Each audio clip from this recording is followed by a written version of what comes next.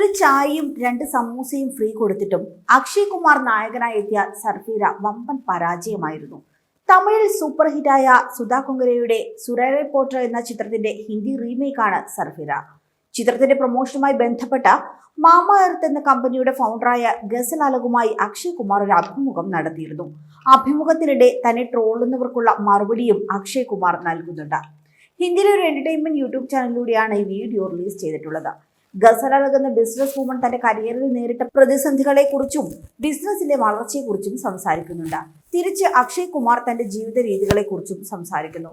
താൻ എന്നും അനാവശ്യമായി തിരക്കാണെന്നാണ് ആളുകൾ പറയുന്നത്.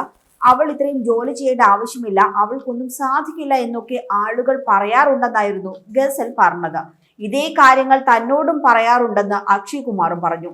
താൻ എന്തിനാണ് വർഷത്തിൽ 4 സിനിമകൾ ചെയ്യുന്നത് എന്നും നിങ്ങൾക്കിനി വർഷത്തിൽ 1 സിനിമ ചെയ്തു തുടങ്ങൂ എന്നും പലരും തന്നോട് പറയാറുണ്ട്. ട്രോളുകളും കാണാറുണ്ട്. താൻ വർഷത്തിൽ 1 സിനിമ ചെയ്യാം, പക്ഷെ ആ വർഷത്തിൽ ബാക്കി ദിവസം എന്തു ചെയ്യും? ഈ ചോദിക്കുന്നവരുടെയൊക്കെ വീട്ടിൽ വന്നിരിക്കട്ടെ എന്നും ബോളിവുഡിന്റെ ഖിലാഡി ചോദിക്കുന്നു. എന്തുകൊണ്ടാണ് താൻ ഇത് പറയുന്നതെന്ന് വെച്ചാൽ, നിരവധി പേർ പറയുന്നുണ്ട് ഇവൻ ഒരുപാട് ജോലി ചെയ്യുന്നുണ്ടെന്ന്. പക്ഷേ അത് ഭാഗ്യമുള്ളത് കൊണ്ടാണ് അങ്ങനെ ജോലി ചെയ്യാൻ സാധിക്കുന്നത് എന്ന കാര്യം ഓർമ്മ വേണമെന്നും, കാരണം നമ്മുടെ ഇന്ത്യ മഹാരാജ്യത്ത് ജോലിയില്ലാത്ത ഒരുപാട് ആളുകളുണ്ട്. ജോലിയില്ലാത്ത കഷ്ടപ്പെടുന്ന എത്രയോ ചെറുപ്പക്കാരുണ്ട്. അതുകൊണ്ട് ജോലിയുള്ളവർ ജോലി ചെയ്യട്ടെ എന്നുമാണ് അക്ഷയ് കുമാർ പറയുന്നത്. ഇരുവരും പരസ്പരമുള്ള ഒരു സൗഹൃദ സംഭാഷണമായിരുന്നു ഈ വീഡിയോയിൽ കാണാൻ സാധിക്കുന്നത്. ഈ അഭിമുഖത്തിൽ മാമ അർത്തിന്റെ ഫൗണ്ടറായ ഗസൽ അലകിന്റെ ജീവിതകഥയും അവരുടെ ബിസിനസ്സിലെ വളർച്ചയും എല്ലാം മനോഹരമായി പറയുന്നുണ്ട്. അതുപോലെ തന്നെ അക്ഷയ് കുമാർ തന്റെ ഒരു ദിവസം എങ്ങനെ കടന്നു പോകുമെന്നും അങ്ങനെ രസകരമായ പല സംഭാഷണങ്ങളും ഉണ്ട്. വർക്കില്ലാത്ത സമയത്ത് വീട്ടിൽ തന്നെ ഇരിക്കുമെന്നും കുടുംബവുമൊത്ത് സമയം ചെലവഴിക്കും, വോളിബോൾ കളിക്കും, നീന്തൽ ചെയ്യും, അങ്ങനെ ഓരോ ആക്ടിവിറ്റികളാണ് താൻ ഒരു ദിവസം ചെയ്യാറുള്ളതെന്നും താൻ എപ്പോഴും സന്തോഷത്തോടെ ഇരിക്കുന്ന ഒരാളാണെന്നും അക്ഷയ് കുമാർ പറയുന്നു. അതേസമയം സർഫീറ എന്ന ചിത്രം ബോക്സ് ഓഫീസിൽ ഒരു പരാജയമായിരുന്നു. സുരേറെ പോട്ര തിയേറ്ററിൽ റിലീസ് ചെയ്യാൻ സാധിക്കാതെ വന്നപ്പോൾ ആമസോൺ പ്രൈമിലൂടെയാണ് റിലീസ് ചെയ്തത്. എന്നാൽ അത് സുധാ കൊങ്കരയ്ക്ക് വലിയ വിഷമം ഉണ്ടാക്കിയ ഒരു സംഭവമായിരുന്നു.